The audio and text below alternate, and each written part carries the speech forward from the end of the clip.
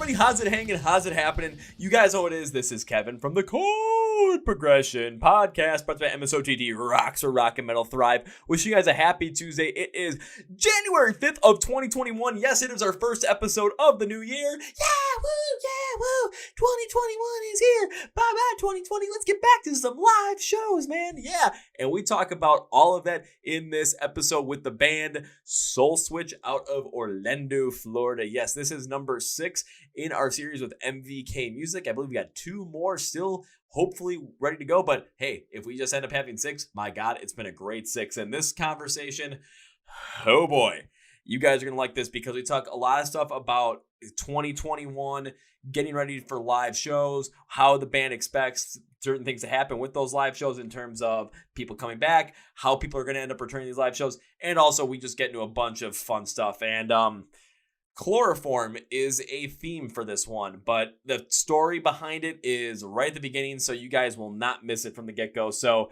this one is fun, fantastic, and you guys are going to love it. So are you guys ready? Because I know I sure as hell am. Let's start out 2021 right with the podcast. Let's go! Yeah! Oh! Well, ladies and gentlemen, boys and girls, listeners of the Chord Progression podcast, we are starting this year off right with another band from the MVK Music Group. This is number 6 that we've interviewed. All of them have been great so far, and guys, I gotta tell you, this one promises to be a good one already with a little bit of the banter back and forth between Mr. Paul and Mr. Matt over here. So please welcome the band SoulSwitch to the podcast. So guys, welcome to the Chord Progression podcast. Thanks, man. Thanks for having us. Thanks for being on, guys. How is everything going in your neck of the woods on this day and age? Day by day. That's what I say. All the time. Day by day. It's good. It's been a little cold lately, but every day just grinding. Can't complain about anything. Been a little cold lately. But I'm not going to. Say, been a little cold lately. Aren't you guys in Florida? It was like 37 degrees. I love the cold. I'm from Buffalo. It should be this way. I was like 37 degrees. That's for during this time of year for where I'm from. That's warm. Like 37 degrees. That's great if you get it. No, I get it, but I actually don't live in Florida by accident. Oh. This is on purpose. It's for the warm weather and all the senior citizens. Yeah, for sure. and the crazy music scene out there too, because it's like every time I think about like the hard rock heavy metal music scene, it's like there's spots. There's the Northeast. There's the Midwest, there's Texas, and then Florida's its own damn thing too. Yeah, Florida is always its own damn thing. Florida does what it wants to do. No rules. Yeah, there's it's just ridiculous. The stories I've heard from people like, yeah, we've played in Florida, and all of a sudden, we end up meeting a homeless guy, and he took us to a house, and we partied till 3 a.m. I've heard that story before. So it's Florida. But before we really jump into everything, I like to start out with this with bands that I'm not necessarily sure that my audience is going to be very well versed in. So I like to start out with you guys introducing yourselves with 3 things. The first 2 are easy. The last one is my favorite. So I need you guys to introduce yourself with your names, what you do in the band, and then my favorite. We're going to go with that classic like high school, like welcome week of college. We want to know a little fun fact about yourself. But it's got to be the wackiest thing you can think of. Could be a story, could be a wacky little tidbit, whatever it is, because it's always hilarious. One of my standards I always get bands to do that is always kind of funny, if you guys are single and have Tinder, read your Tinder bios. Those are always hilarious. No Tinder here. Oh, darn. But I'll let, go ahead, Paul, you can start it off. Oh, I see. Well, the first thing I have to ask is, Matt, what are you drinking there? Is it like milk and... It's an adult drink. It's eggnog, duh. Oh, it goes along with the holidays, man. That's awesome. As Matt just said, Jimmy said, I'm Paul. I'm the singer. And wow, you put me on the spot, Jimmy, first. Oh, my bad. No, it's always the plan. I wasn't ready. On the spot. Some wacky story. I don't know if I have a wacky story right now. I don't know, man. I guess I'll just say that the last song that was on my Spotify that I just played. All right. Well, what is it? It's actually Say No to This from Hamilton.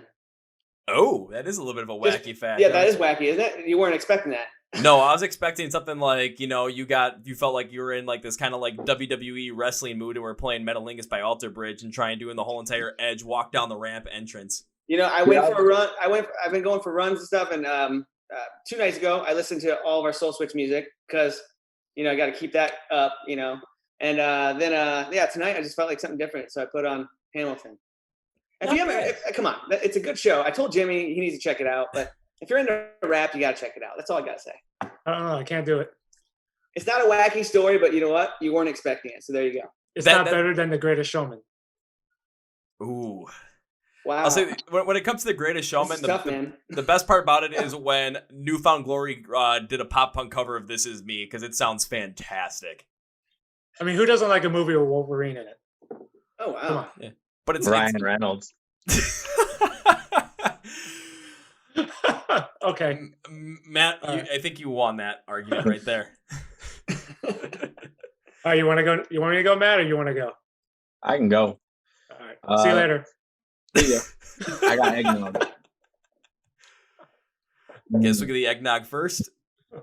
And then actually, before I go, it's funny that you brought up the wrestling thing, because when you did your intro, I was like, that's very wrestling. This dude should be a ring announcer or something like that.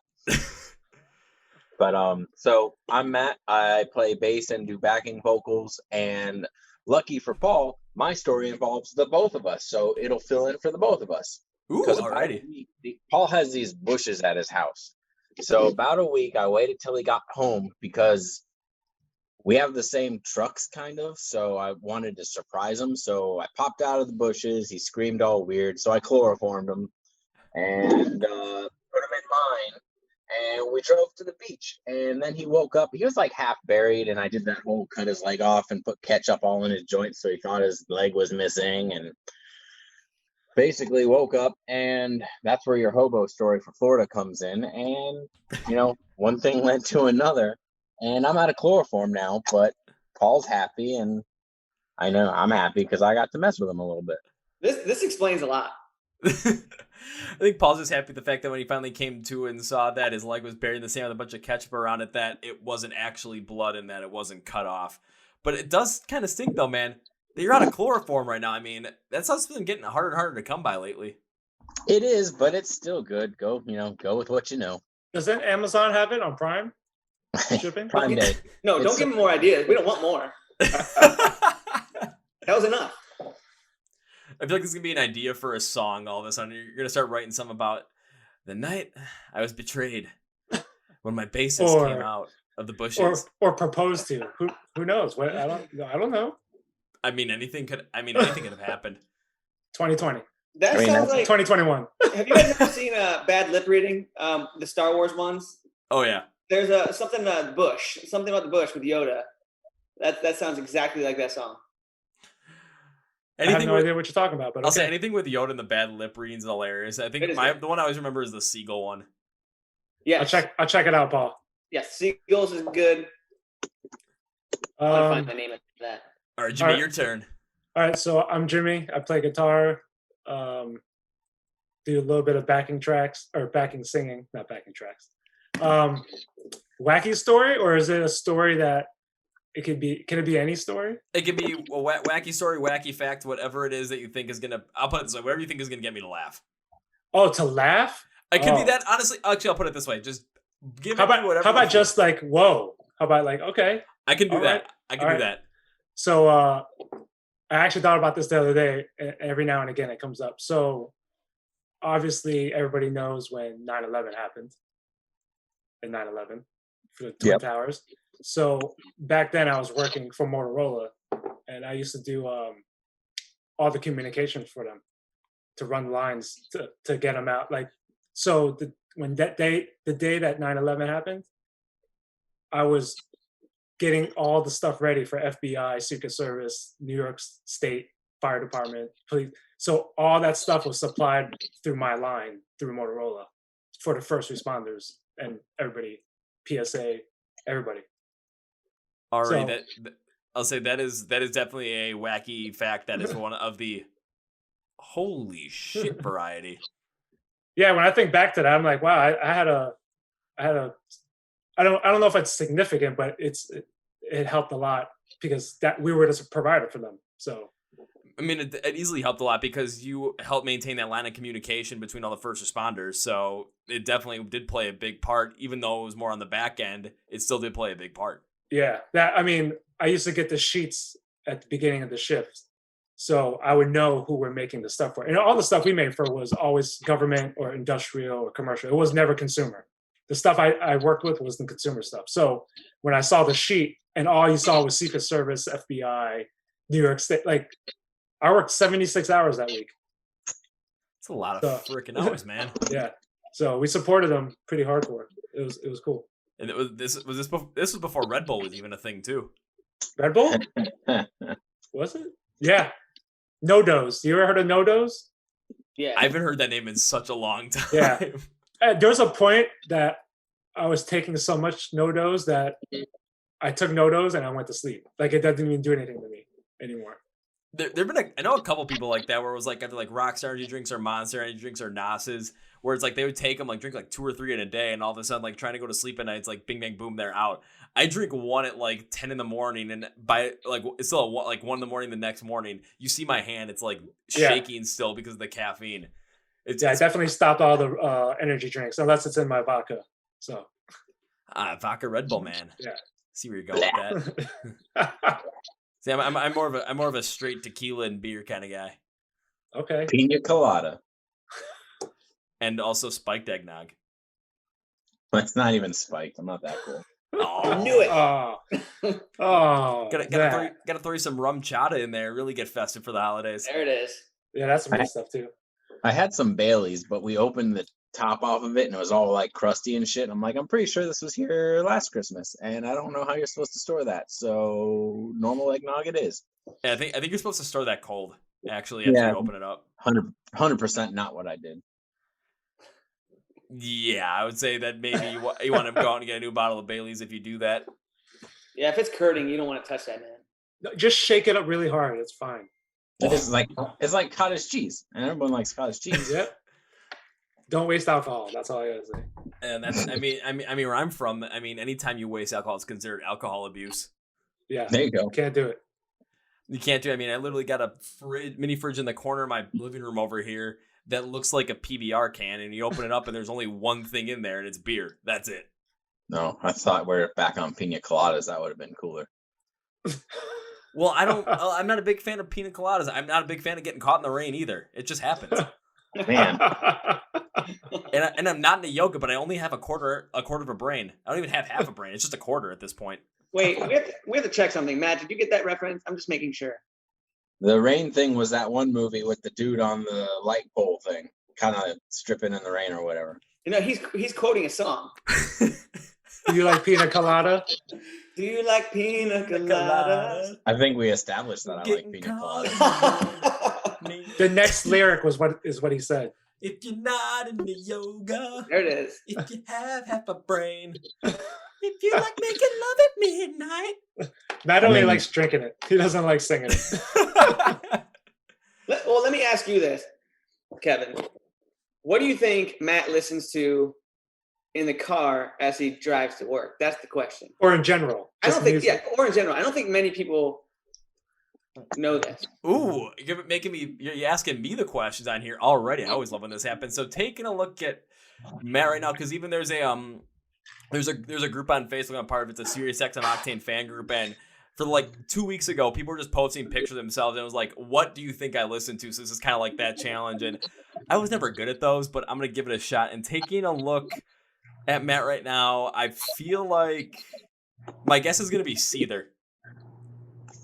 Nope. That's a good question. Is this? You can even just say genre of music. You don't even have to say a band. Oh, I was going straight with the band, and apparently it's not Seether, so I think I lost out on my my ability there. I'm now 0 for 7 at this point. Go ahead, Paul. Let him know. Well, I'll let Matt say it because I might miss-say it. Because I'm out of eggnog. okay, Matt likes to listen to it, and this is not knocking him because this is what I get through when I'm at work. This is how I get through my day. Either classical gaming music or movie soundtrack kind of stuff. 100%. You know what's really cool right now? The Destiny 2 Beyond Light soundtrack. That one's awesome. They did a good job with that. It's like danger music when you drive. Okay, this is gonna sound odd, but when it comes to like if you're really trying to get focused and really trying to get through something, I've actually noticed that listening to gaming music does help at times. I still remember back when I was in college. 100%. This is like my last semester in college back in 2016, studying for like one of my last finals. I'm literally sitting in the library or standing in the library because I was at one of those standing tables. I'm like trying to figure out what music to listen to, and I found a 30-minute long loop of the soundtrack to Mario Kart Rainbow Road and Mario Kart 64. And I'm just wow. I'm sticking with this. And I think I listened to that 6 times, so about 3 hours worth, just standing studying. And I think I got a B+ in that final, so it works, man. Yeah. See? Science. For productivity, I would listen to Chill Step because they're like 3-hour bursts. That's not a thing. Yes. It's actually very productive. I did all my floors to that, my whole house. What was it? It's called Chill Step. If you look it up on YouTube, there's like so many people that make mixes just for Chill Step because that's what people study to in college. Oh. And I didn't realize it was a thing until Curtis, my tattoo artist, told me about it. I still think that's just like when you step outside in the grass in our 37-degree weather in Florida and you're like, hey, that was cool. Like a chill I've always step. been a fan of the Mozart theory. I always teach kids like when you have to memorize anything, you listen to music that has no words, like the Mozart theory specifically. They talk about. But I have heard recently that that's not a thing anymore either. So I don't know. I don't know what I believe anymore. I don't know, like when I was trying to like study and stuff, like I would love to listen to like I'd always listen to hard rock and like punk rock back when I was in college. And if I tried listening to that while I was studying, I'd always end up like within like 2 or 3 minutes, I would just start, just studying else in my head would start bobbing back and forth. And I just start getting more violent with it to the point where I just stopped studying and start like trying to just like go nuts. So I'm like, okay. Maybe not the best idea to listen to Anti-Flag while I try and study, but you know what? I always did it every single time anyway, pretty much, because I was like, I couldn't resist. It was too much fun. Nice. Well, everyone else is listening to like alternative rock or like indie rock or pop music. Then you just see the one guy in the library just jamming out. It's like, what's he listening to? And it's just a bunch of punk rock. It's Kevin. He's just going nuts. It did happen a couple of times. Did smash my head on the table a couple Kevin, of times. where are you at? Are you in Chicago? Where are you? I'm out of Milwaukee, Wisconsin. Oh, that's where you are right now? That's where I am right now, sitting right now in this chair, in this room, in this house. We played in Janesville, Wisconsin once. Okay. On tour. For what do you remember the name of the place that you played in? Like in Janesville? Back Bar or Back. It was. I was supposed to go there at some point this year because a band that I've interviewed called American Grim? Yeah, American Grim were playing there, and I'm like, okay, I want to go check them out, but of course, due to COVID, show got canceled. I was like, oh man. So that place is huge, dude. Like it's actually, a really big venue. I had a cool stage there. I like that one. Yeah, like in the back, there's it's its own corridor with the green rooms or whatever you hang out. But the wall is like 30 feet high, and a lot of bands all the bands signed the wall. And like, I guess Slayer's been there or whoever's, but like, there's a lot of big bands that've been there. Plus, cool. they gave us pizza. And they gave us pizza. I kind of feel like they took that from a different Wisconsin venues when it comes to like sign the wall, but like if you ever get a chance to play in Milwaukee and play at the Rave here, in the basement of the Rave, because it used to be an old like Eagles club, so it was like a health club and just like a social club kind of thing. There's a swimming pool in the basement, and it's supposedly haunted. And like all the artists that come through and play there have signed the walls in the whole in the pool. But you don't play in the pool, right? No, no one has ever played in the pool. If someone did, I would be pretty awesome. But I think like the only person that they would allow to play in the pool at this point, with how many times he's played there and how much money he's helped bring into the venue, would be Marilyn Manson. Okay, and it would make sense for him to do it. No, yeah, but like I'm like in over Halloween weekend. For a couple weekends, they actually opened up the venue and just turned all the lights up, gave you flashlights if you wanted to, and like basically let you, like, if you paid a certain amount of money, it's like you could do like a haunted house thing, but just the lights were turned off and you just explored with a flashlight. And I'm like, I hope I get to find my way into the pool area, and I did, and I'm just like, oh man, this is awesome. I'm trying to look at all the different signatures on the wall, just seeing where everyone is, and I'm thinking, Oh man, I'm just trying to find a show that I went to. As I'm walking up the stairs, like to leave on one other end of the balcony, I'm like, okay, I shine the flashlight on this giant signature that says Ice Nine Kills was here. And I look at my shirt was at a show, was at I bought at an Ice Nine Kills show that they signed. I'm like, okay, I gotta get myself a picture with this one. I'm just like sitting there like, right next to it. Nice. So I'm trying to get back. So like, if you ever guys get a chance to play in Milwaukee and play at the rave, make sure you sign the pool and make sure it's, I'll put it this way, for people that like go there and like able to see the pool, make sure you write some kind of weird, wacky message on there that just stands out above everybody else. All right, duly noted. Because if I would love to play again anywhere. I'm pretty sure everyone would love to play again at some point. But as I'll put it this way, as the day we're shooting this, because I want to get your guys' take on this as well. As the day we're shooting this, I think it was the CDC sent their recommendation for one of the vaccines to be approved for emergency use for the COVID-19. So I want to get your take on this in terms of with this potential vaccine to be approved, and by the time this work comes out, it might have already been approved and started being distributed. But with it being approved and potentially distributed very soon and to the masses, do you see that live music could come back in 2021, not only like in some capacity, but back to full capacity what it was before the pandemic started?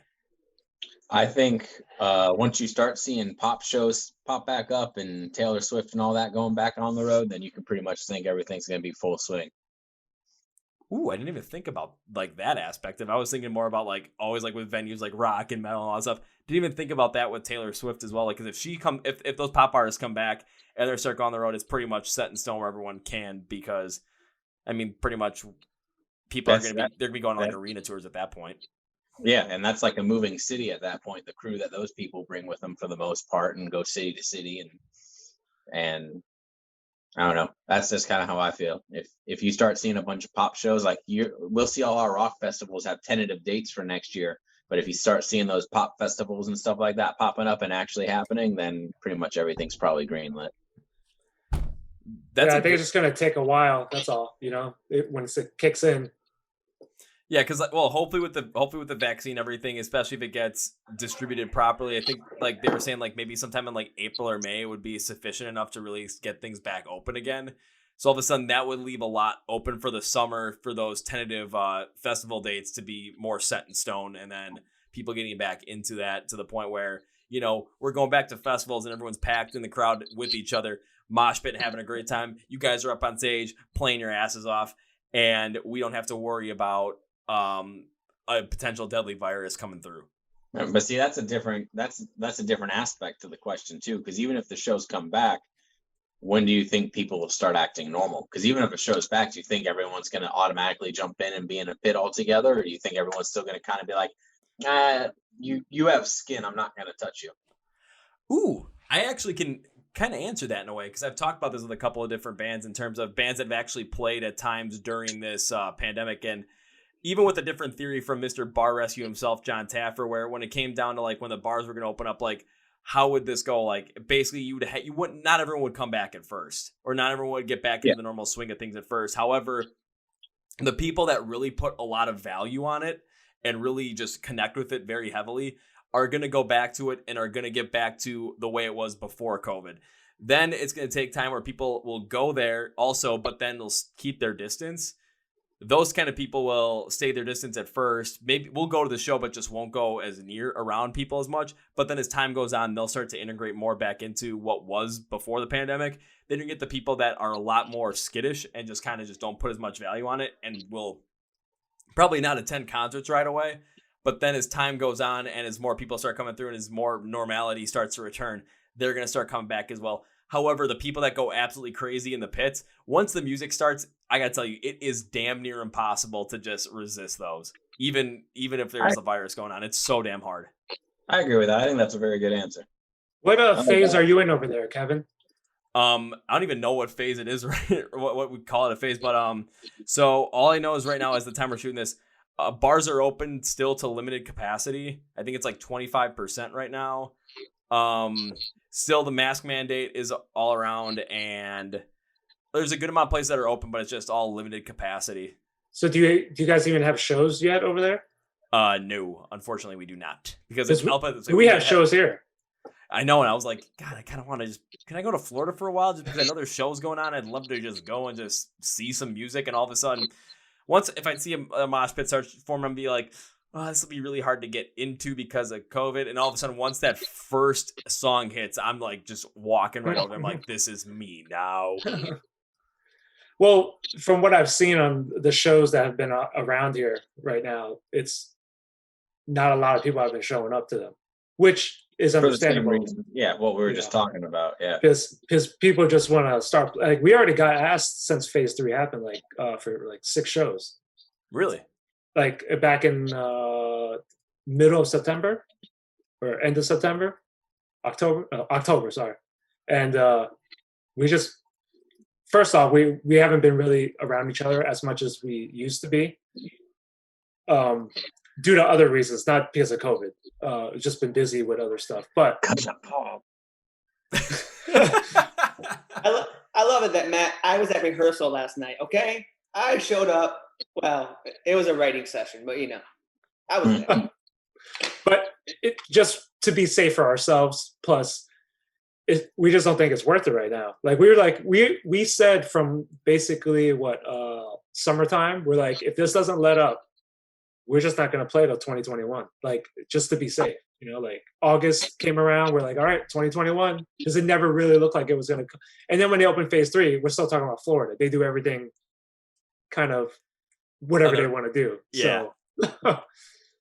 But that makes sense, though, to the point where you guys haven't been around each other as much for a multitude of reasons, to the point where all of a sudden, like, you might have been able to do some shows in 2020 in Florida with phase 3 being a thing. However, if it doesn't seem worth it to you, or if like you guys aren't as around each other as much, like that practice time just isn't there. So it's just time to really fine tune what a live show would be for you guys. It makes basically what I was saying when I'm going with that is, you're using your self-awareness to know that, okay, maybe it's not the best time for us to go play live shows right now, even though we have the opportunity to, and instead work on other things that are going to be better for the band in the long term. So you guys are just basically using your self-awareness to make sure that you guys are doing the best thing that you can do for SoulSwitch as possible. Oh yeah, that's why the new songs are coming. We're writing a bunch of new songs. We're like, this is the perfect time. We can't do anything safe. This is the next thing, so. I mean, it's the closest thing that a band can do right now that is considered to be completely safe is pretty much write songs, because you have the capability to do that over the internet as well and trade certain things. It's not going to be the exact same as getting all together in a room and writing the stuff out, or mixing the stuff, rehearsing it, practicing it, all this kind of stuff. But you do have that ability. It's just not the same that it was back in January of 2020. Yeah, we adjusted pretty quick when we knew we couldn't do a lot of things like play out or whatever, or go out, to shows. So, and that's a smart thing as well, just to not worry about what you guys were going to be doing in 2020, but once everything hit, it's like, okay, this is the situation now, we can't change it. Instead of worrying about what should have been, worry about what is and how you can maximize on that, and basically maximize on that event, and just figure out what's best for you at that time instead of worrying about what could have been. Yeah, for sure. I mean, it's pointless to bitch about it at this point. Oh, easily, because it's been around for over 9 months at this point. Yeah, I mean, we still hate it, but we're not dwelling on it. We gotta keep doing what we do. Exactly. I know, like you said, like before even you jumped on the call, you were mixing one of your songs that you're working on as well. So it makes a lot of sense, because again, what else can you really do right now without live shows? It's like, okay, there's so many other things that you can also work on, but when it comes to working on stuff within the band specifically, writing songs is one of the biggest things you can do, and especially using the emotions that are happening right now that you felt from the beginning of the pandemic till now as well. Just there's a lot of different emotions, a lot of different feelings, and a lot of different things that come to your mind that you could potentially be inspired to write songs for, and potentially be able to just like create certain melodies for, create certain sounds that really encapsulate those feelings as well. Yep. So not only for you guys, but I'm really curious to hear not only you guys, but also what a lot of these other bands have coming out in 2021 as well, just because everyone's been kind of locked down for 9 months. All of a sudden, you're going to get this huge influx of new music coming in with all these different emotions that people are really easily able to relate to, because we all went through this pandemic in one way or another. And I was thinking about that not that long ago. Next year, there's going to be so much new music coming out from every level, from local level, regional, national. Every band's recording or writing right now. They're making content, they're making media, they're doing everything they can do besides play a show. And it should all be awesome because, the not the saying, but how a lot of bands, their first release is usually awesome, kind of like movie type of deal. And then their sophomore release, everyone's like, well, what happened? It's, well, they had to go in and they had to write a whole album in like 3 months and do this and do that. Well, no one has anything else going on. So you get to kind of go and recreate all the atmosphere and all the thinking and the attention that you got to give to your first stuff. Dude, it's like deja vu for me because my podcast with Bill Champlin, we literally talked about the exact same thing with the Sophomore Slump album. And it's because, again, you had all this time to work on the first one. Then the second one comes, especially if you get signed by a major label, all of a sudden, like, they want another one within the next 6 months. So It's like you're basically trying to take all this time that you worked on it and condense it into like 1/10 of the time. Yeah. So I do want to ask you guys this question, though, because I think it's very interesting, especially with you working on new music and with the expectation of how much new music is going to come out in 2021. What plans do you have in order to make sure that you guys stand out above the rest? Because there's going to be a lot of noise coming out in 2021 with all these bands that have had time to work on new music.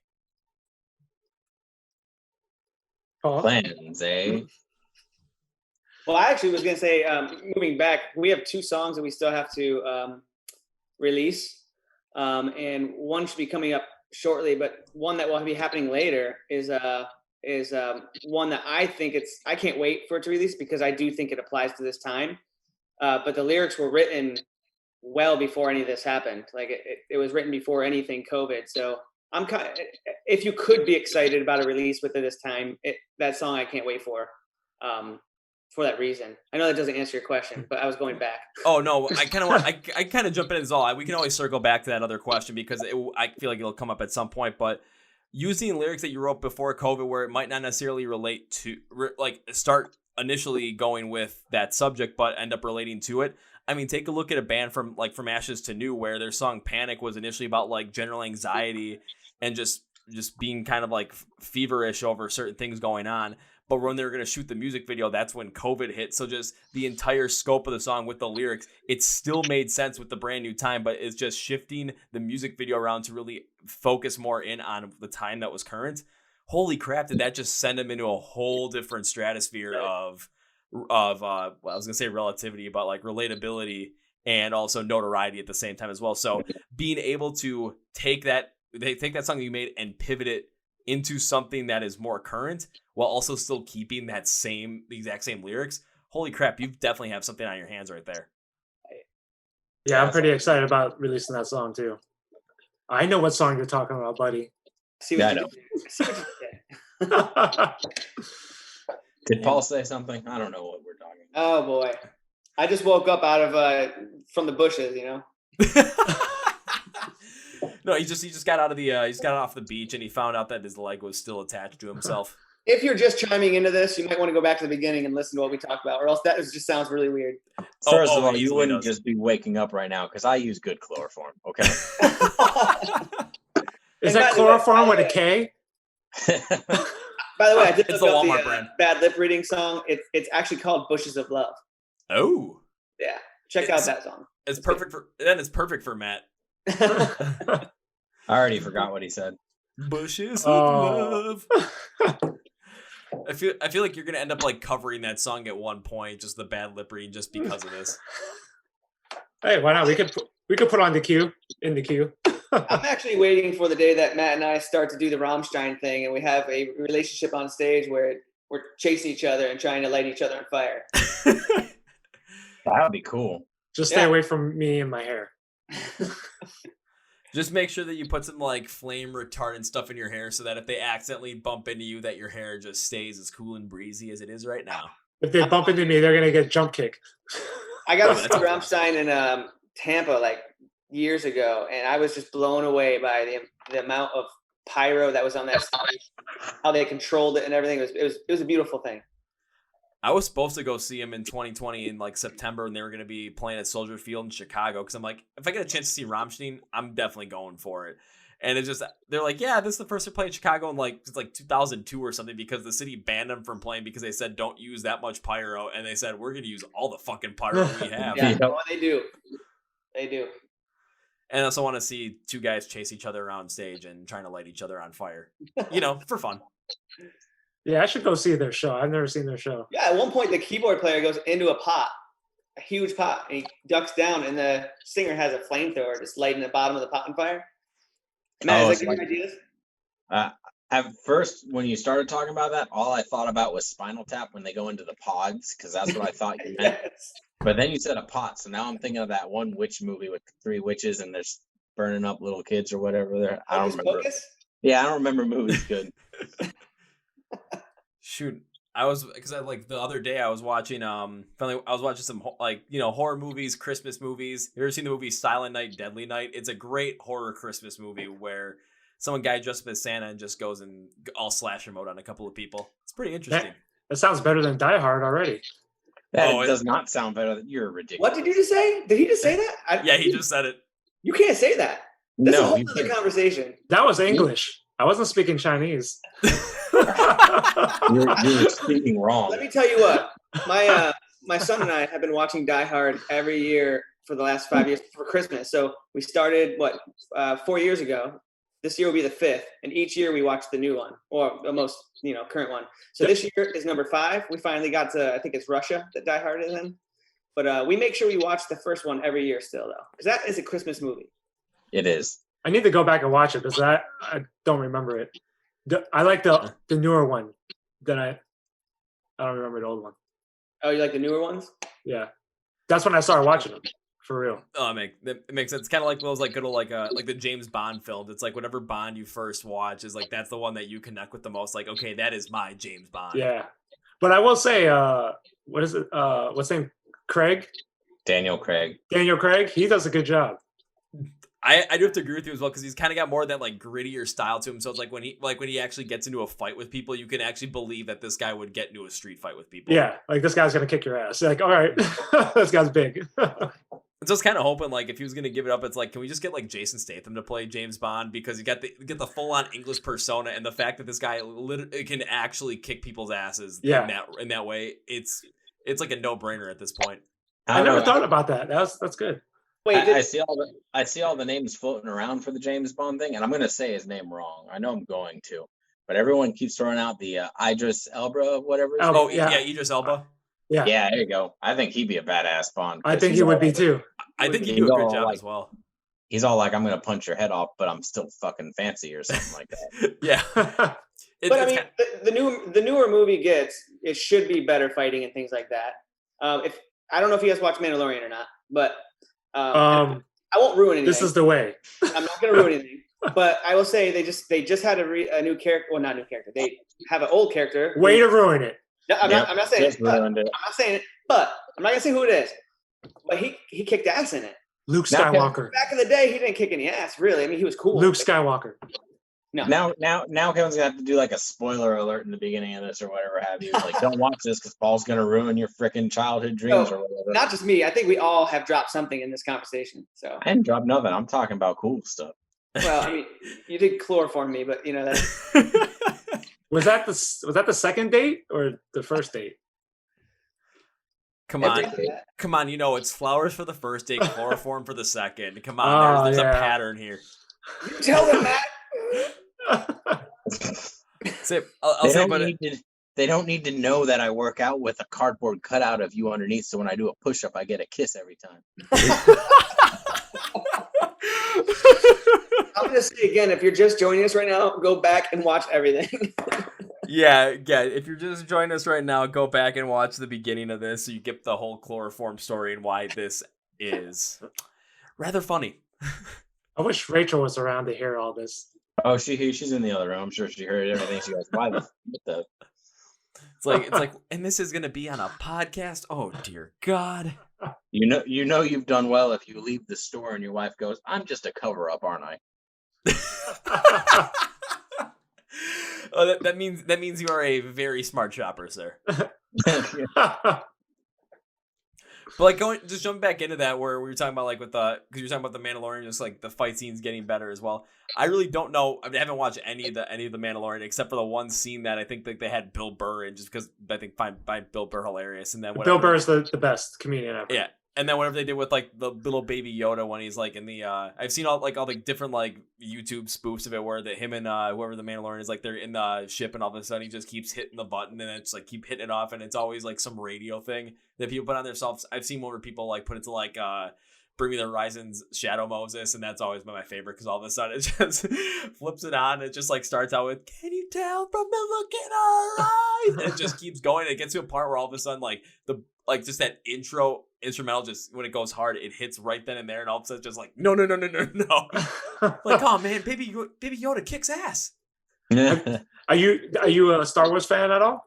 I'm not that big of a Star Wars fan. I'll put it this way, because I've had this conversation before. I have seen the original trilogy, episodes 4, 5, and 6, a good number of times. I saw the prequel trilogy, because that's when I was a kid when those came out. Episode 1 of me and my brother liked it due to the fact that Darth Maul was badass. Yeah. Episode 2, they killed him way too fast. Oh yeah.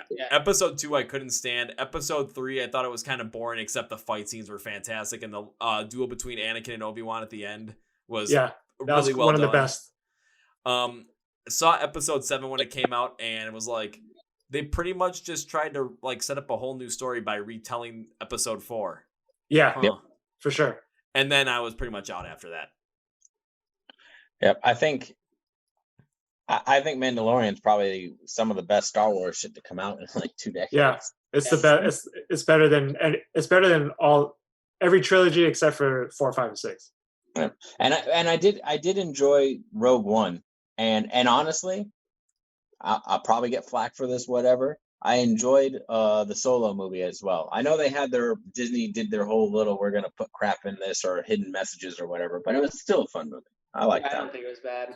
But you said they killed Darth Maul off way too soon. I do think that he comes back in like the Clone War show. That doesn't count because it's still part of the story, though. It's still part of the story, but it's just when you really think about like the whole entire Star Wars lore, you really focus in on the movies themselves. Definitely. And without like Darth Maul in one, just with how cool the double-edged lightsabers, because I still remember seeing that for the first time. All of a sudden, it's like, okay, you see all these different lightsabers, just one-sided. Also, you see him go out, like put it out just straight out like this. I'm like, why is he doing that? One second, I feel like, okay, that's not going to do you any good. And all of a sudden, it comes out the other side. I remember my brother freaking out to the point where when he was like 4 years old or 5, no, he would have been 5 or 6 at this point. Like he ended up getting one of those like toy double-edged lightsabers for Christmas. Was so happy about it. And then a couple of years later, he was trying to find it, and my mom threw it away. It was his favorite toy of all time, and my mom threw it away, and he would never forgive her for it until one Christmas. It was like 2 or 3 years ago. All of a sudden, he sees this like super duper long thing just sitting in the corner. He's like, dude, who the hell is that for? I pick it up and I just like got down on one knee and presented him like, here you are, sir. Opens it up and it was like one of the legit double-edged ones, like that actually like lights up and you can like the full on like kind of like glass kind of style fiberglass kind of where you actually hit it against something and you actually get the make a noise. Yeah. Oh, cool. Nice. I'm like, no, that better be your favorite fucking toy, dude. And if it wasn't, I mean, I could have just called Paul and been like, so how do you treat this when something like this happens? You just say, well, my buddy Matt, he likes chloroform, so just go with that. If he didn't like it, then you just chloroform him, and then you take stuff of his that you like and be like, well, now this is mine. Well, like the mixer you took from him?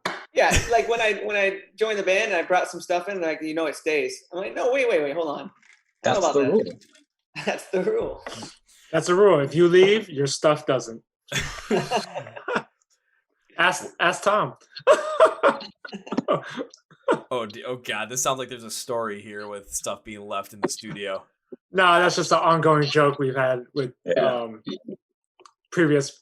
Well, in the beginning, we're like, all right, if anybody leaves this band, your stuff stays. It's your fault. You can't leave. So that's a way of keeping someone in the band, obviously, but it's a joke too. But our old singer, which is still a good friend of ours, he even is Paul's friend too. Like we're all friends, but Tom left a lot of his stuff at the warehouse when he left. So Matt uses half of it. And then I eventually gave it back to Tom, but it's sitting in his closet. So literally we could still be using it. Like it doesn't even matter. Like it's just whatever. We sang on one of his mics last night. Yeah, so I have Tom's vocal mic in the vocal booth. Well, I'll say two things on that. One is it's always good to hear like when if certain members like depart bands that the current members are still friends with them, so you still have that family vibe going on. But also still, it's hilarious that you guys are still using his stuff. Yeah. I mean, on that note, there was when I joined the band, there was never ever any like weird vibes at all. Like coming into the band and talk to Tom. Actually, Tom did this tattoo for me when after I joined the band, I think. So yeah, I think so. Yeah, so Tom's our tattoo artist. Also. Oh, okay. But above that, like we've known Paul for a very long time before he joined the band. You know, through the scene. And when Tom had to leave the band, he actually he's like, you should talk to Paul. So here we are. It's kind of, I'll say it's kind of like with that, you kind of got like that like Jesse Leach, Howard Jones thing going on. Yeah, that's how I actually see it, because we're all friends, and we still talk to Tom. All of us still talk to Tom, a little more than others, whatever. But I foresee like later down the road, even just writing a song like The Signal Fire, so they could both be on one song together. I have to deal with both of them? Oh my God. I have this cool picture. You guys we were. I wasn't in the band at the time, so you guys were playing at House of Blues. And I have this cool picture. I think it was towards the holidays. And it's a picture of the full audience and you guys on stage, and I'm actually in the audience, which I think is a very cool picture. There's someone in the background. Oh, wait, fine. Hello. Yeah, I thought that was a cool picture though. Foreshadowing. It's a cool pic for sure. I'm trying to figure out what the heck is that. Oh, LOL. I'm just trying to figure out what the heck is that in your hand. Yeah, what is that in your hand? Is that a wand? In your hand? Oh, it's a paint. It's a paintbrush. Yeah. For some reason, I thought it was like an electronic cattle prod. Interesting. Okay, is that what you do over there? I mean, when you try and tip cows, you got to do it some way. You got to give them a little extra boost. So I'll just go, and then they just wake up. You just go boom, and yay! Or like, yet another use for chloroform. Boom, multi-purpose. I'll say so. Having people just randomly show up in the podcast just like that. That is nothing of a surprise to me. There's been plenty of times where all of a sudden, but it's usually not people. It's usually dogs and cats. I like the fact that she was wearing a SoulSwitch shirt. It wasn't planned at all. Wink, wink, nudge, nudge. It actually wasn't. But Sure. her room is right there, so. Oh, perfect. You got yourself a little branding right there. So for everyone who just saw that, if you want to get that exact same shirt or a different kind of SoulSwitch shirt, we'll have the merch link in the description of the podcast for you. Dun, yes, dun, dun. The address is Matt's house. Oh, then just show up at Matt's house and just be like, "Hey, can I get a SoulSwitch shirt?" And yep. If you hear some rustling in the bushes, then Sneak attack. Sneak attack by Paul. Looking for revenge. Oh dear God. But jumping back into the music as well, I want to jump back to that one question I had before we went on this whole entire fantastic tangent that we always do. But again, the question was, because you guys are working on new music to come out in 2021. Of course, you're working on this stuff right now. With the plethora of new music that we were expecting in 2021 due to every single artist being locked down due to the COVID pandemic, how are you guys planning to make sure that you stand out more than any other artist when it comes to releasing music? I think a lot of it's going to come down to packaging. Not so much, obviously, the little CD packages or anything like that, but now everyone's... Yeah, exactly. You're going to have a lot of time to actually get a whole campaign together for a song you're releasing or an album you're releasing or anything like that. So you can have the cool music video that comes with it. You can have the promotions. You can have the song. You can have all that together and you can try and make an impact. And I kind of believe that if what you're writing and what you're doing not so much is relevant, but connects with people, and that might have to do with relevancy in this situation, but if it connects with people, it'll do well. And the song has to be good. Well, that too, but I don't suck, so. Why were you looking at Paul when you said that? How could he I tell? wasn't. Just kidding. Just kidding, Paul. You're the best. That sucks. You're the best around. No one's gonna ever keep you down. You're the best around. I do think this kind of is part of that question, but I think what's happening now during this time is going to, I mean, hopefully impact when everything opens back up as well.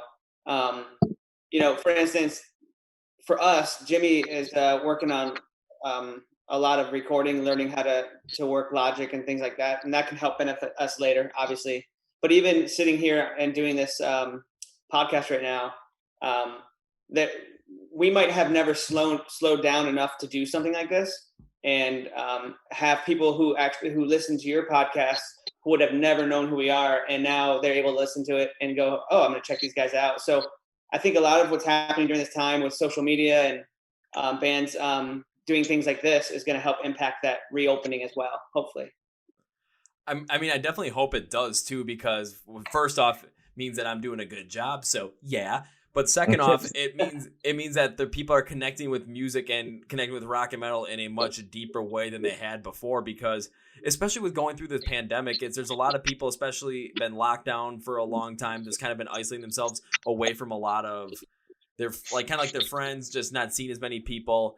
And when it comes feeling like that feel of isolation, feel of being lonely, and feel of just kind of wanting to get out, but you really can't, music is always there for those people in terms of recreating certain emotions. So you listen to certain songs to feel happy again. You listen to certain songs when you're feeling sad because you want to just understand those feelings. Feeling depressed, like there's so many songs that help people relate to that stuff and remind them of certain things as well. So people, I feel like, are getting more in tune with music during this time than ever before. However, what that also comes into the fact is there is so much music being made right now that when that time comes, because once tours start back up again, bands are going to be able to promote their albums on these tours as well. So that's why I think there's going to be a huge swath of new music that comes out, let's say early to mid-summer of 2021, especially if this vaccine proves to be effective and a lot of live music starts happening again, especially those music festivals. Yeah. I think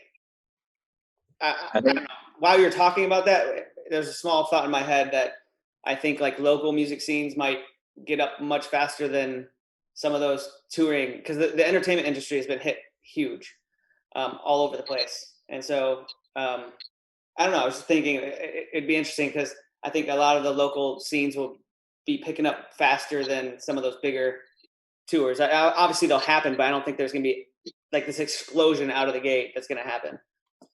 That is an interesting thought as well, because especially with those more local scenes, you're definitely playing in a lot smaller venues. So you're really allowing yourself to have that ability to grow in a way.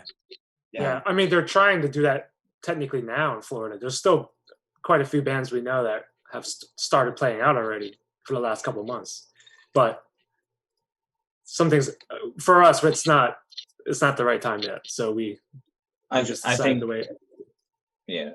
I think on the local levels, and just speaking from our area here in Central Florida and everything like that, in Florida in general, I think a lot of the local scenes that are spread out throughout here, they're all very much into it, and they're all very hungry to go see it. So I unfortunately agree with Paul, but I do see the local scene bouncing back. Everybody hear that?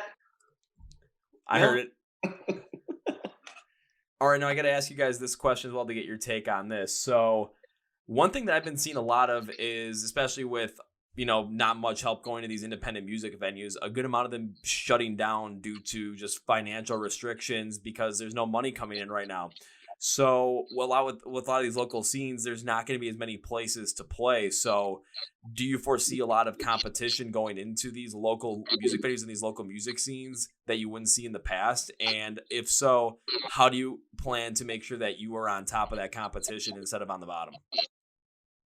I don't think that we'd have to fight too hard. What do you guys think? I mean, for me, it's hard to answer that question only because and I love our scene because I've never really felt like we're competing in any way. And I think you mean that in a different way, but I always liked the scene because we have so many bands that we're friends with, and at no point do I feel like we've ever competed or have to compete. It's like when we show up to do a show, it's like we're gonna get on stage and do our thing, and then support the other bands. Because at the end of the day, like when we do shows, I don't think we like. There's been so many shows where there's just a completely different band on stage than what we do, you know. So I don't ever sit there and go. And I kind of hope to see, but I believe that when things do open up full force, you're going to see a lot of combined forces, to be honest with you. Like you're going to have the Mavericks and you're going to have the MVKs and stuff that are going to try and put on their own, and this will be on local and bigger levels, and they'll put on their huge, here's 10, 15 bands, a 2-day festival sort of deal going across 2 different venues or whatever have you. And you're going to see a lot of stuff that you didn't see before. That's going to be new and interesting, but it's also going to be everyone kind of working together, and you're going to see really cool things happening in the music scene is my guess. Okay, I think I probably should have maybe rephrased that question instead of competing in terms of like trying to be better than other bands. It's basically there's going to be less stage time and less time slots to make sure that you get that, you know, make sure that you guys are getting the stage time and playing the shows that you want to play. Just again with all the it's basically low supply of stages with high demand of bands wanting to play those. That was probably a better way to describe it, but that's how I took your question. Yeah, no, I took it that way too. That's why I prefaced it with, "Hey, I know this is not what you meant," but that's a tough question to answer. Well, I think there's enough to go around. At least in our Central Florida, there's a lot of bands, obviously, but there's a lot of venues here, so you'll always get in the rotation. It's easy to be in this rotation as long as if you're in the rotation already, it's hard to drop out of the rotation, you know, unless you stop. And one hope might be that since we aren't playing, hopefully people can't wait to see us do a show, and that would help get that first show rocking. So I think you do have a good point there as well, because especially where you guys are located in Central Florida, you do have things opened up right now to the point where these venues are able to make music and sustain, so that when we're able to go back to playing a lot more live shows, you still have that large supply of stages to go off of. However, there's going to be certain areas of the country or certain areas of the world even that aren't going to have that. I'm going to use the U.S. specifically just due to the fact that these independent venues have gotten like no help whatsoever. Yeah. So in places like, you know, the Midwest and the Northeast, there's a lot of like more independent venues, smaller independent venues that are being shut down because of this fact. So that's where my question of like low supply but high demand of bands wanting to play on these stages happen. But I really liked what Matt said when it comes to a lot of bands potentially combining forces to make sure that not only that, but that not only do you get to see more bands and it creates a little bit more of a larger thing, but then you also have kind of like a power in numbers sort of thing, because if I'm trying to book if I'm a venue and I'm trying to book a show, all of a sudden I could have like on a Friday and a Saturday, I could have like these 2 groups play on Friday and these 2 groups play on Saturday, but all of a sudden all the MVK bands come over and it's like, okay, we can have 5 play on Friday, we can have 6 play on Saturday, we can make a whole weekend out of it sort of thing, and make their own like little mini music festival just based off of that. That's gonna be something that I'm gonna want to pick, because not only am I gonna get more bands, but also gonna get more people, gonna get more promotion out of it. It just makes a lot of sense from a promoter or a venue's perspective. Yeah, I agree. And also, I'll be interested to see kind of a spin-off of that. Is when things do come full force, I'll be curious to see what new bands actually emerge out of all of that as well. Not to make myself sound old, but it's been interesting to see and play with bands, and they don't exist anymore, just to simplify that.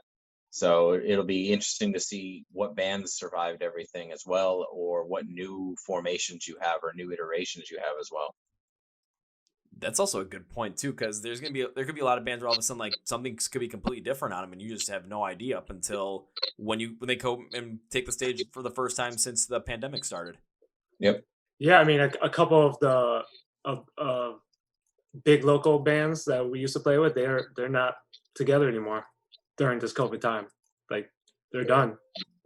So there's, like Matt said, there's room for new bands to come in. Not that there wasn't room before, but now there's going to be new bands. We've lost some bands that were seasoned and that, you know, were good. So we'll see what happens when it's safe and everybody comes out to play. It's going to be like the landscape's going to look a little different. But I think in the long run, there's going to be a lot of people, like fans, music lovers, coming out instead of, you know, because, you know, we all know those people that they've taken it for granted to go see shows. They're like, oh, I'll catch another show, or I'll catch them when they come back on tour. Now you're not going to do that because now you know what it feels like. You haven't seen one band play for 9 months. You know, like. Oh yeah, and speaking from that perspective of the fan as well, because I mean, I had tickets for shows, like 10 or 11 shows just for this year that all got postponed, rescheduled, canceled. Got my money back for them, and it sucks. And it, like last year, I went to about 30 or probably about 40 concerts actually, and I'm really happy that I went to as many as I did. Even the ones that I really wasn't that big into going, I'm like, oh, I'm just not feeling it today. There's a couple of times I just didn't feel like going, but I just ended up going anyway. And there's one time I went and I'm just like, I'm not really feeling it. End up going, and it was one of my favorite concerts of the whole entire year. And it's basically how I became a huge Ice Nine Kills fan. It was just off of that one show. So it's like I from 2019 I learned don't take any of these shows for granted. And now I'm like really thinking about like I'm glad I didn't take any of those shows for granted in 2019. But when 2021 comes around and these live shows come back, oh my God, is this going to be something that I'm not going to want to forget? If a band comes through town and I'm having a chance to see them, I'm going to the show. Yeah, that's what I mean. Like, I feel like that's going to be a lot of people's outlook on it. You know, like, for instance, I was going to go see the Light the Torch and Killswitch Engage tour. They were supposed to play on Wednesday, and they canceled it like 4 days before. That's when COVID hit. It was in March. Yeah. They're like, everything shut down. So I didn't get I had backstage pass. I had everything. I was like, okay, I guess I'm not going to that. Because I knew for that tour, just like from the first half, because they still were able to do the whole entire first half of that tour. It was like Light the Torch would go on first, and then August Burn Red would come on second, and then Killswitch would headline the show. And it was like the last two songs that Killswitch would do was like the second last song. It would be the end of Heartache, and Howard would perform it, and then they close with the Signal Fire because then you had both Howard and Jesse on stage. Yeah, I was looking forward to that hardcore. I'm trying to think.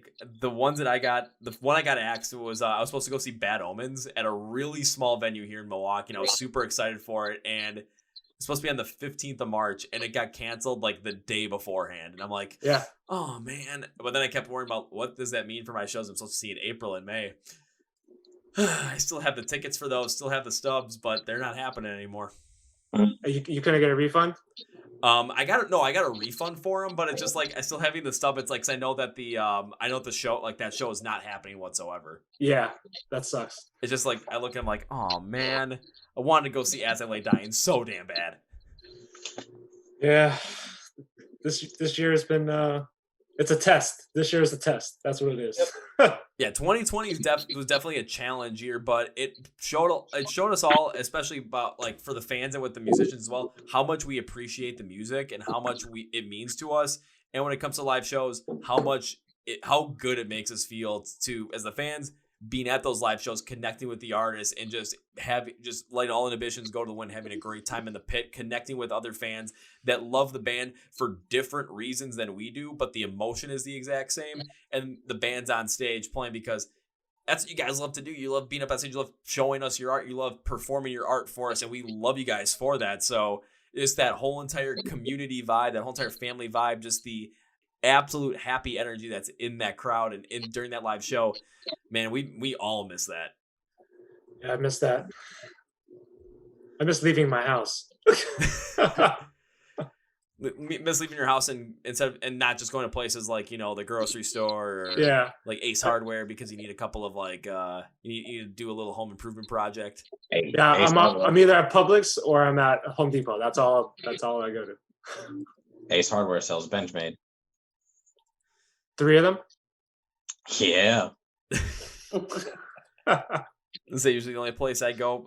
Like typically the only place I go during this whole entire time have been because the gym's been open. I've been going there and to my parents' house. That's pretty much like the 2 places I stick to. Don't even need to go to the gym if you got a Paul cardboard cutout for push-ups. I do not have a Paul cardboard cutout, unfortunately. They will be available at our merch table when we do shows again. So I definitely want to see that happen because when live shows return and I get a chance to see you guys live, if a Paul cardboard cutout is not there, I'm going to be very disappointed. it has to happen now. Yep. Can we do a Paul mannequin instead? I feel like that's easier to do. No, there's nothing like the flat cardboard. If that happens, I have limited space up on these walls, but I will find space. I can move stuff around, and I will make sure that it is on the wall. I'm holding you to that, okay? Because I got like a walkway over here, but then like just on the wall, adjacent to me, right over here, parallel to me right now. Right in this certain spot, I've got 2 posts. I've got a 30 Seconds to Mars Cons poster and a Rise Against one. I can move those to the side, and it's the perfect place for your cutout. There it is. Done. Oh, there's a dog. Is that a dog or a cat? Where? Behind you.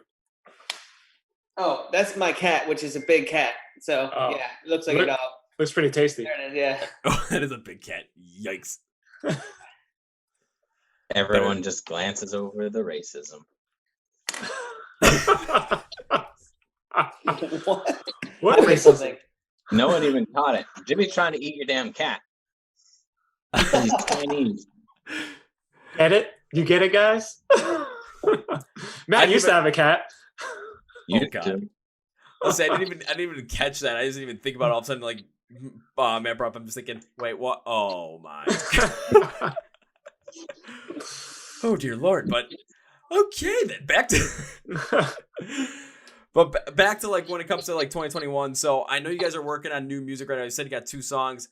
I know you guys are working on them, so you probably don't want to talk too much about them. But is there like an expected time frame that you guys are planning on them coming out? I know that I'll put it this way. I've been going on with COVID with making sure that everything is right. You basically have the time to make sure that you release these when you want to release these. So it could happen anytime whenever you guys feel like is ready. But is there a certain plan right now to like, okay, not a specific date, but like a specific time frame that you plan on releasing some of these songs? Well, we have 2 singles still that are ready to be released. So those will come out. One is going to come out very soon. And then the next one after that will probably come out sometime in a roundabout area, maybe January, February. I know it's January 2nd right now, but I'm just saying later in January. I think this episode's I'm thinking having coming out on January 5th, but whatever. And then for the new ones we're working on, we have actually quite a few new ones. It's more than 2 actually. So we'll see how the time frame works out. And then we also have to take in consideration when we go record it with our producer, if he's going to take on clients in person. You know what I mean? Like right now, yeah. like he's been doing mixing a lot right now because obviously you could just send him stuff to mix and he doesn't have to see you. But when we go record with him, we have to be there. So we have to see the state of the, see how everything is maybe in March, April, and see how go from there. And the reason I ask the question is to give the fans a little bit of a taste of like, okay, a little bit of when might things come out, because there's stuff being in the works, but I don't want a specific date because I know you guys don't have that specific date yet. Not trying to push you for any which way, just to kind of give the fans a little bit of a preemptive hype, a little bit. Yeah, I would say we definitely have a spring release. You're talking about for the ones we're working on now, right? Yeah. Yeah. Springish. Well, Jerry Springish. Yeah, Jerry Springish. Well, I mean, just considering your sound as well and listening to music, especially with having more of this high energy vibe to your rock music, it definitely would make sense to come out with something a little bit more in spring, especially if potentially with concentrating. But spring's coming around, then you get to summer. Summer, you're always going to have that more energy, that like, higher kind of party vibe in a way. So more energetic songs really do work out well around that time. I hate summer. It's so hot. That's where Florida sucks. I don't know who was in charge of that shit, but having festivals in the summer in Florida is dumb. Come up to Wisconsin, man, and we have festivals in July, like June, July, August. It'll be like, sometimes you get days like, 70, 75 degrees. Sometimes it'll get 80 degrees. If it's humid, it kind of sucks, but, I mean, you guys are from Florida. You guys are used to hot and humid all the time. So hot and humid up here is nothing like hot and humid down there. This is why I love Matt's thought process, though, because if you heard him clearly, he's blaming someone for Florida. I mean, he could just move, but that's not gonna happen, is it, Matt? You're just gonna. Why do I have to move? I didn't make Florida suck. See, that's why I said I love your I love the thought. That's good. Well, Paul, who would chloroform you then if he moved out of Florida? He would take me with him, and my family would look for me. I'd leave them a note, but I would use newspaper clippings so they didn't know who it really was. Would they really look for you though, Paul? Would they really look for you? Yes, they would. Yeah. Okay, that's harsh. No, but really, I think Matt would do it in the fashion of Will Ferrell from Old School. Oh, like a stocking around his face, and he'd yell at the old lady and grab groceries. Yep. Oh, or yell, just scream at the lady's face and take the kid off. And don't worry, we'll have him back by 5. Yes, that's it. And that's Matt to a T. I'll say, I feel like if that were to happen though, your family would just be getting sent pictures of Matt just next to you with a thumbs up, and you'd be all these different historical landmarks, all these attractions with you just knocked out in chloroform sitting on. Okay, we're at the Lincoln Memorial, and all of a sudden you're just sitting at Lincoln's feet, just So basically, I'm gonna chloroform you, and we're gonna weekend at Bernie's. That's what I was thinking. We just watched that. I think a song needs to be written about this now. When Paul and Matt did Weekend at Bernie's featuring Jimmy. We will let Matt name the song. What? In Weekend at Bernie's, there were 2 guys that were controlling Bernie's. So we need one, because if Paul's going to be Bernie, we've got Matt. We need another guy to help him. That's you, Jimmy. Okay, I'll do it. I literally just watched that movie 2 weekends ago, and I haven't seen it since I was little, and it was like watching a whole brand new movie. I didn't understand half that when I was younger, all the party scenes and stuff, that went over my head, but it was good to watch. I'll say, if you ever want to watch a movie like that, watch the movie Rat Race. Wow. It is such a weird, wacky movie, but I remember watching it when I was 6 years old, and it's just there's certain things that I would laugh at that I would laugh at back then, but I watch them now and I laugh at the exact same things, but for completely different reasons. You just made me feel old, I think. What year did Rat Race come out? 2001. And you were 6. I was 6. Okay.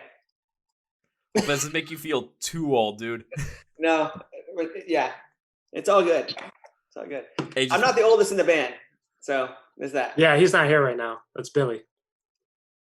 Well, how old is Billy? Because now you guys make me feel young again. I'm yay! Billy's 88. How old is Billy?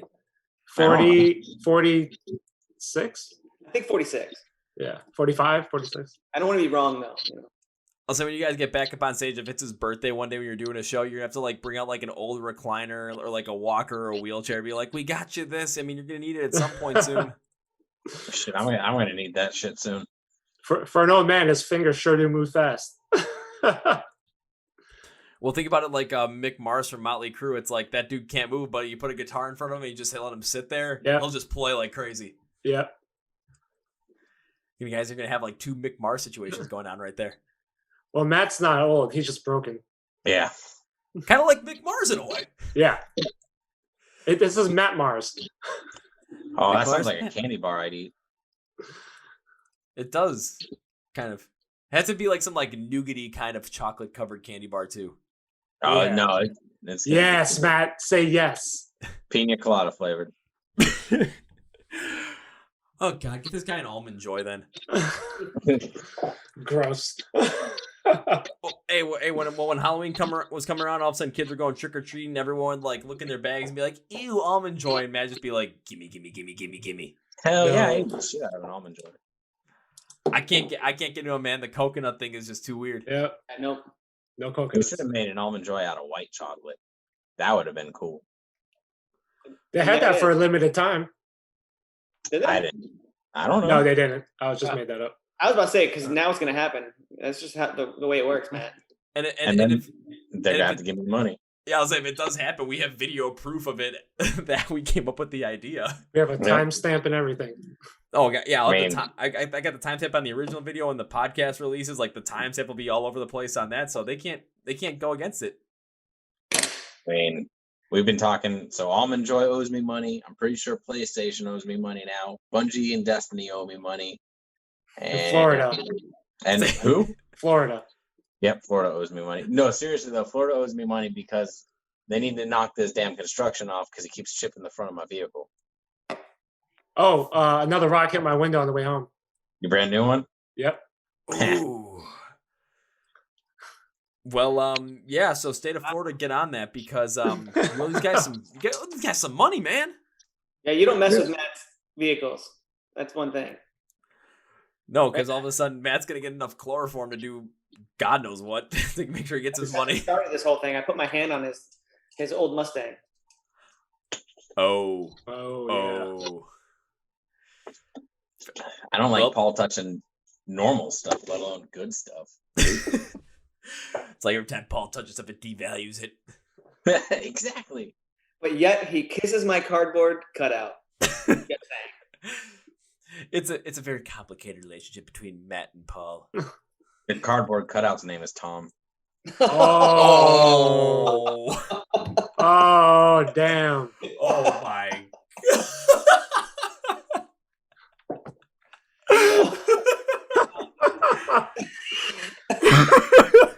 If you're just tuning in, Tom is the old singer of SoulSwitch. Holy shit.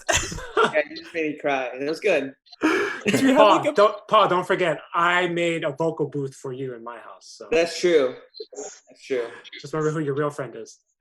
Well, I mean, I don't know. The fact that Matt has a cardboard cutout of you, but probably has a piece of tape over the forehead that says, "This is Tom." Oh, man. Oh, dear God. And now we have to add Tom's sticker to the top of the cardboard cutout. Oh, and now Tom owes me money. Yep, there you go. Alrighty, Tom, you're gonna owe Matt. Let's see, how much would he charge for that though? I don't know. I'd say $1,000. See, I'm There's a feeling good like name plug for him. I feel like it's more in the nature of $1 million. Deal. You're screwed now, Tom. You're screwed now. I went all Dr. Evil on you, Tom. We're not so different, you and Tom. Remember when I said you're not so different, you and I? We're not so different, you and I. Oh yeah. There you go. That was even better because mine's only showing who's actually talking. So when Paul said that, there was no Paul on the screen. It was just off in the distance. It was nice. Also, when I shoot this, I always have to have like the gallery view so I can see everybody, so that when the video comes out and I just am able to, like when the video comes off of Zoom and I'm able to start editing it, like I have everybody here, so I'm not like all of a sudden, because I've worked with it one time where all of a sudden, like for the first like 5 minutes, it was like the way that you're seeing it right now, Matt, where it's like whoever's talking just shows up, and it's just weird because all of a sudden like you start talking, and just like they still show the other person just sitting there saying absolutely nothing. It's a little odd on a video, but it's still kind of funny. Yep, it's weird. I got these 3 dots on the bottom. I'm pretty sure if I swiped them, I could change the view, but I'm also not 100% on that, and I might kick myself out. So I just didn't touch it. Or you might create a virtual background for yourself, like you're on a beach with a pina colada. Oh, that'd be sweet. Wait, I thought that was in House Party. I don't know. No, that's in here, isn't it? Yeah, you can do that in here. How's the internet work? It's a series of computers that does stuff. House Party's rough though, because like anyone can just chime in if you forget to lock it. Oh, there we go. Oh, look at Jimmy. Yeah, Jimmy figured it out. I feel like if I tried it, I think bad things would happen. Hello, planet Earth. Hey guys, I'm floating, guys. Your arm is disappearing. I don't have arms. He's in outer space, just all of a sudden. I don't know why it's reversed though. No, it's not. You're fine. For me, it's SoulSwitch. Yeah. Oh, okay. It's reversed on mine. I mean, well, we probably have your like the way that like what is it? The you have your camera mirrored like when it shows you Asian vision, but when it shows you to us, we see it normally. Okay, so it reads normal to you? Yeah, it reads SoulSwitch to me, or it's Soul because your head was in the way. There we go. Yep, now it's all there. Matt, what did you say? What kind of vision? Asian vision. That's what I thought you said. I was just double checking. Look at you. Look at us talking music, making jokes, talking about how people owe us money, and how Jimmy. Up there, yep. Now Jimmy's in where Matt needs to be. All you need is a pina colada in your hand. And I'm pretty sure Matt's gonna run over to your house and hide in the bushes. Jimmy stars in I'm in Moana. the palm tree. So it's all of a sudden just you can hear the rustling in the bushes at night. You're gonna wake up and you know he's already in the house. I'm scared to push this button because I'm pretty sure I was having a Zoom hangout with like 20 people and we were drinking. So I'm gonna click it and let's see what this background is.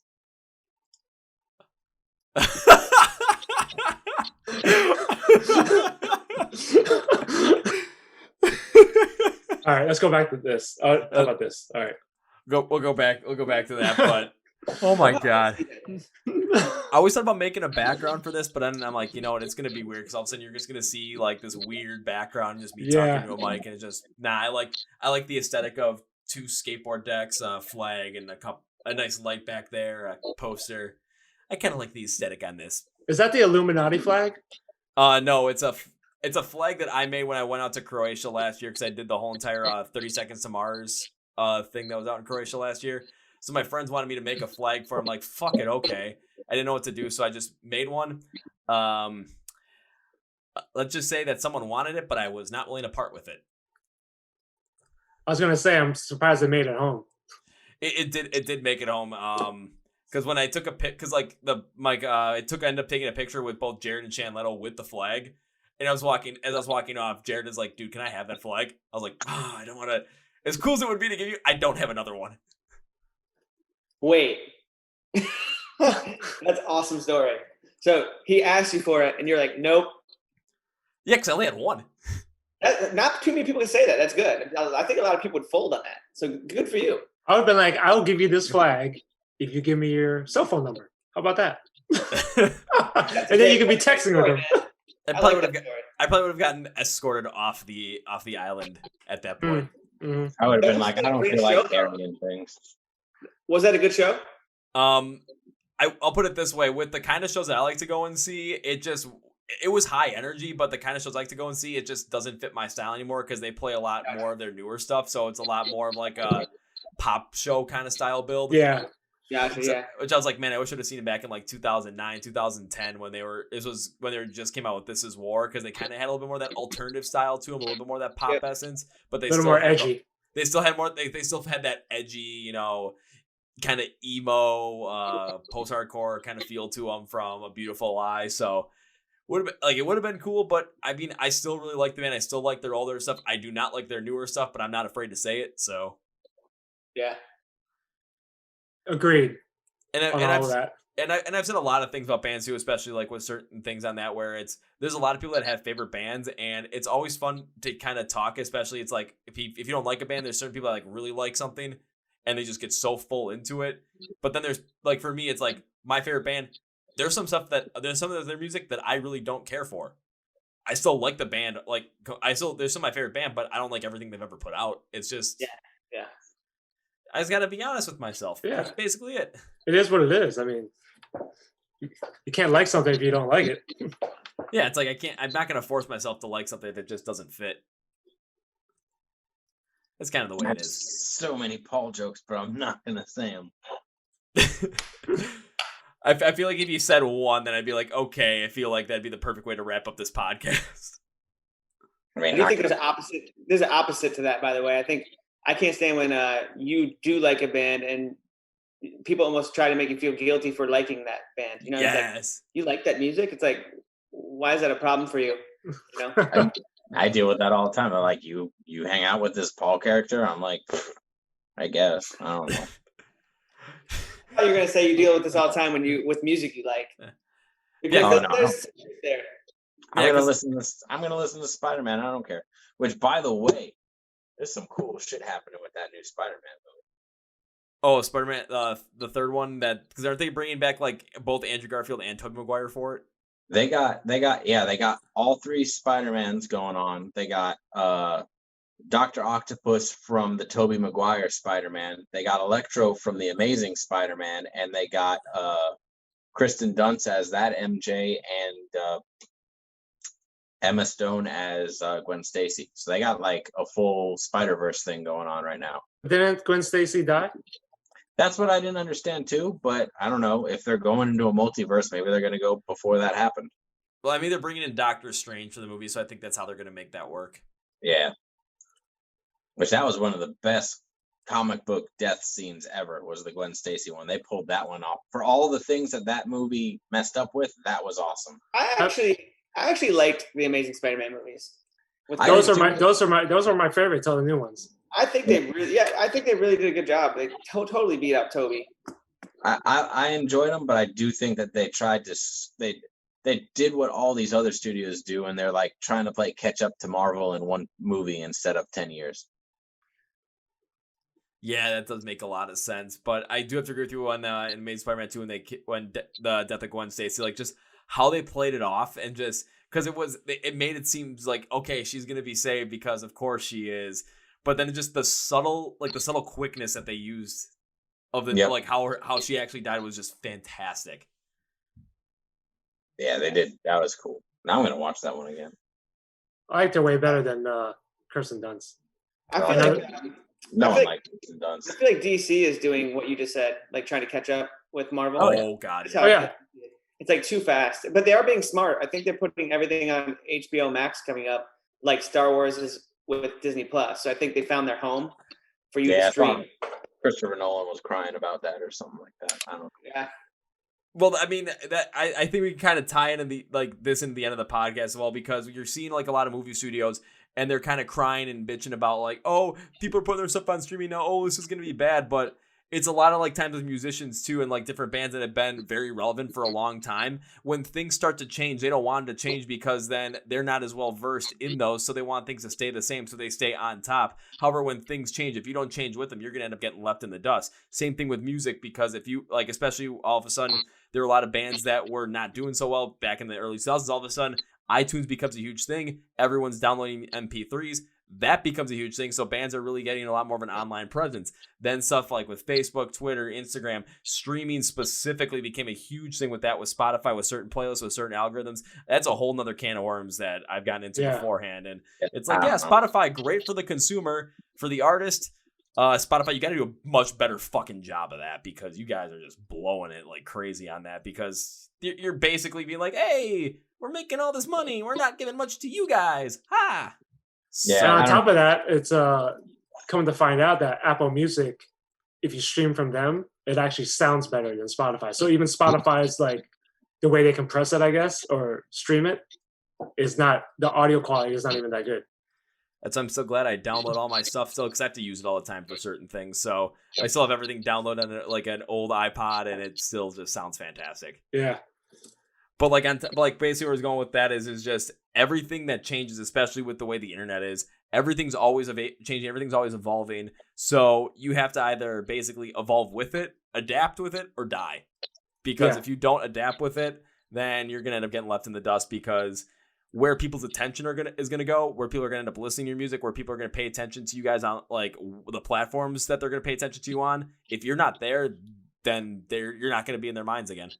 Yeah. And not to dive too deep into it or anything like that, but and not to sound too salty, I guess, but everybody else is already going through essentially what they're complaining about, and they come off as complaining that they're not going to get their blockbuster bonuses now, or their box office bonuses or whatever have you. It's like there's people whose businesses and venues and this and that is all closed down and all this, and you guys are just now getting affected by it, and now it's an issue. So I don't care what they say, whatever. That is a very good point, actually. And I think that's a good point to end on as well, to the point where a lot of people have been affected, and now they're sort of like, oh my God, it's bad now. But because you haven't felt it for the past like 9 months, that, oh, you didn't expect this to happen. Everyone that's kind of sitting there like that's been experienced this past 9 months is just kind of like, oh, now you see it. Oh, boo. It's like, no, it's your turn to it's your turn to adapt, motherfucker. Yeah. All right, but as we close out this podcast, because we're about at that hour and a half mark, I always like to leave the ending for you guys to have a chance to say whatever the hell you guys want to say, like last words in the podcast, last words to the audience, whatever you want to say. So the floor is officially yours, even though it has been for a while, but yeah. Yeah. Everybody, thanks for checking out the podcast with Kevin. It's a Chord Progression. The Chord Progression podcast. That's what's up. Check out our new music, our old music. Stream everywhere: YouTube, Spotify, Apple Music. Apparently not Spotify because we were apparently hating on that. Well, yeah, don't go to Spotify if you want to hear good quality. Don't go there. Go to Apple Music, and we're on all the streaming platforms. So I can't even. But if you have Spotify, still go to Spotify. Yeah. Don't worry. Whatever you guys have to be able to stream SoulSwitch, please go and do that. They got a great, energetic hard rock sound. I think you're going to enjoy. So when it comes to finding them online, when it comes to finding all their music to stream, when it comes to finding where you can buy some of their merch, which you should. I mean, use some of that crisp one you got from Grandma and Grandpa and buy one of their shirts, because, yeah, you should. I'm going to have all those links in the description of the podcast. So whether you're watching on YouTube, listening on Spotify, listening on Apple Podcasts, listening on Google Play, listening on iHeart Radio, you're just going to be able to see the links in the description. I'm going to make it super easy for you guys. So it's a one-click, like one-stop shop away kind of thing. It's going to be super easy, convenient. That's the name of the game. So making sure you guys buy some merch, man, and stream their music. You're going to enjoy it. Download our music. You shouldn't have given us the last words. You talk better. So yeah, we like to play music. Yeah, well, I always get last words, and I always get my last bit in there because that's usually what happens. But as we close this out, guys, I never like to say goodbye on this podcast because all the bands I talk to, I always have an incredible time talking to them. I always want to continue this on, and now that, hopefully with 2021 we get live shows to come back, if I'm in your neck of the woods or anywhere, you guys come by me and I have a chance to see you guys play live, you can expect me to be in the crowd. Awesome, man. Appreciate you having us on, and appreciate everything, man. Appreciate having you guys on as well. So I cannot say goodbye in good conscience. So I'm going to end with what I love to end with. See you later. See ya. See you later. Well, folks, that was my interview with the guys of SoulSwitch, and yeah, that conversation was fun as all hell to be a part of. And again, Chloroform. Don't know why, but expect music come out from SoulSwitch. They have this energetic rock style that I think you guys are going to love. So be sure to be on the lookout for their new stuff coming out in 2021. Hopefully spring. We'll see if that holds true, though, because, hey, anything can happen. We saw that anything can happen in 2020. 2021 might be the exact same way. Hopefully now if we get back to live shows, because I want my live shows back, man. I want to see these guys play live, too. So let's make sure that we follow these guys on all their social media stuff. Listen to their music, stream it. Again, links in the description of the podcast. And that's going to be for me today, guys. Thank you for watching and listening to the Chord Progression podcast brought to you by MSOTD Rocks, where rock and metal thrive. My name is Kevin, and you guys know how I end every single one of these episodes with a big, healthy, and hearty see ya! Yeah!